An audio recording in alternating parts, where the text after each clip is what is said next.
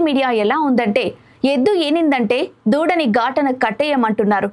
కొంతమంది బీఆర్ఎస్లో పోరు, హరీష్ రావు కొత్త పార్టీ, కవిత అలక అంటూ రకరకాల రూమర్స్, గాసిప్స్ సోషల్ మీడియాలో వండి వార్చేస్తున్నారు.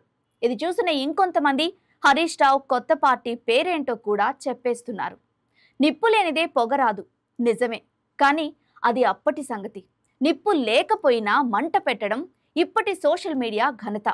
భారత రాష్ట్ర సమితిని భాగాలుగా పంచుకునేందుకు వారసులు సిద్ధమయ్యారంటూ పార్టీ నాదంటే నాదని కొట్టుకుంటున్నట్లు సోషల్ మీడియాలో విపరీతంగా ప్రచారం సాగుతోంది. హరీష్ రావు కొత్త పార్టీ పెట్టే ఆలోచనలో ఉన్నారని, ఆ పార్టీ పేరు కూడా నెట్టింట్లో చలామణి అయిపోతోంది. కొత్త పార్టీ కాకపోతే వేరే పార్టీలోకి ఫిరాయిస్తారనే గాసిప్స్ కూడా తెగ వైరల్ చేస్తున్నారు. దీంతో అసలు ఇదంతా ఎక్కడ స్టార్ట్ అయింది, ఎవరు ఇలాంటివి పుట్టిస్తున్నారంటూ బీఆర్ఎస్ ఆరా తీయడం మొదలుపెట్టింది. ప్రజలకిచ్చిన హామీలు అమలు చేయలేక, ఉద్యోగులకిచ్చిన వాగ్దానాలు నెరవేర్చలేక ఉక్కిరిబిక్కిరవుతున్న కాంగ్రెస్ ప్రభుత్వం ప్రజల్ని తప్పుదోవ పట్టించేందుకే తమ వైఫల్యాలను గత బీఆర్ఎస్ ప్రభుత్వంపై నెడుతూ గులాబీ పార్టీ నేతలపై దుష్ప్రచారానికి దిగుతున్నట్లు వారి విచారణలో తేలింది.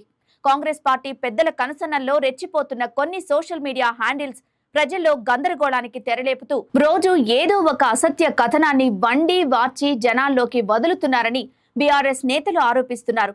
విచిత్రం ఏంటంటే అధికార పార్టీ ఆఫీస్లోనే సోషల్ మీడియా స్పెషల్ టీంలను ఏర్పాటు చేసుకుని బీఆర్ఎస్ ముఖ్య నేతలపై దుష్ప్రచారం చేస్తున్నట్లు తెలుస్తోంది. మాజీ మంత్రి హరీష్ రావుపై ఫేక్ క్లిప్పింగ్స్ సృష్టించి ప్రజల్లోకి పంపుతున్నారనే ఆరోపణలు వస్తున్నాయి. ఆయన కొత్త పార్టీని ఏర్పాటు చేస్తున్నారని, లేదంటే బీజేపీలో చేరతారని దేశంలోని ప్రముఖ ఛానళ్ల లోగోలు, పత్రికల మాస్ట్ హెడ్లతో క్లిప్పింగ్స్ రూపొందించి జనంలోకి పంపుతున్నది.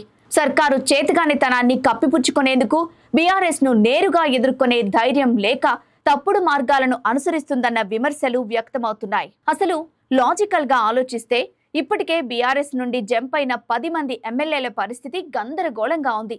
ఇక హరీష్ రావు లాంటి నేతలు ఎందుకు పార్టీ వీడతారు? పార్టీలో ఆయనకు సమున్నత స్థానం ఉంది, అదిరిపోయే క్యాడర్ ఉంది. రేపు మళ్లీ బీఆర్ఎస్ అధికారంలోకి వస్తుందని అందరికీ తెలుసు. ఆ ప్రభుత్వంలో హరీష్ కిచ్చే ప్రాధాన్యత ఏ రేంజ్లో ఉంటుందో కూడా తెలుసు. అవన్నీ వదులుకొని వేరే పార్టీలోకి వెళ్లడమో, కొత్త పార్టీ పెట్టడమో ఎందుకు చేస్తారు? అలాంటి పరిస్థితే వస్తే రాజకీయాల నుండి వైదొలుగుతారు, కానీ సమస్యలు సృష్టించే ప్రశ్నే లేదు హరీష్ రావు దగ్గర. ఇవన్నీ కేవలం ప్రభుత్వం నుండి ప్రజల దృష్టి మరల్చడానికి మాత్రమే అని క్లియర్గా అర్థమవుతోంది.